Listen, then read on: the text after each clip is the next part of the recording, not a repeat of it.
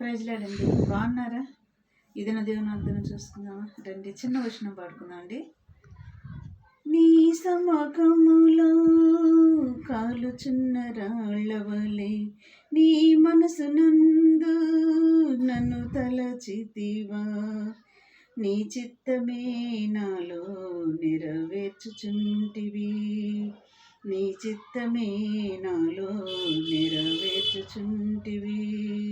నిత్యుడా నీ సన్నిధి నిండుగా నా తోడు, నిత్యముంచి నన్ను నడిపించుము.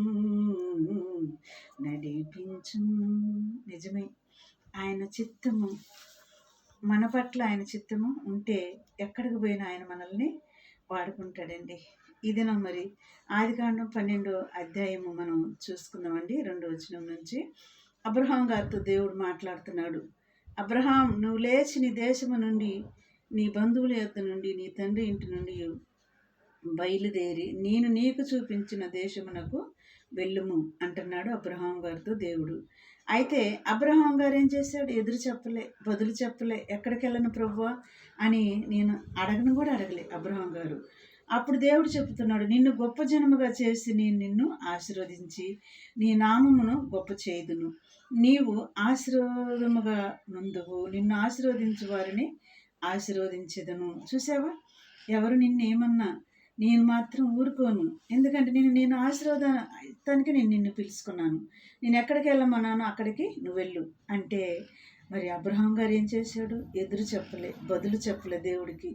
దేవుడు చెప్పినట్టుగానే లేచి వెళ్ళిపోయాడు. నేను ఎక్కడికి వెళ్ళను ప్రభువా అని అబ్రహాం గారు అడగలేదండి. ఎదురు చెప్పుకొని వెళ్ళాడు. గొప్ప జనముగా తనను ఆశీర్వదించాడు దేవుడు.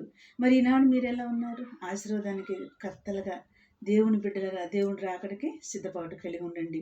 మరి ఇటు వాగ్దానాలను బట్టి ప్రార్థన చేద్దామా? దేవుని రాకడి దినాలు ఉన్నామండి.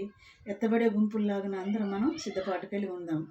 స్తోత్రములు ప్రభా, స్తోత్రములు తండ్రి. ఇటు బిడ్డలుగా మేము నాయన నీ మాటకు లోబడి నువ్వు చెప్పినట్టు మేము చేసేవారు ఉంటానికి నీ కృప దయచేయమని నజరేయుడైన యేసుక్రీస్తు నామములో అడిగి వేడుకుంటున్నాను తండ్రి. ఆమేన్.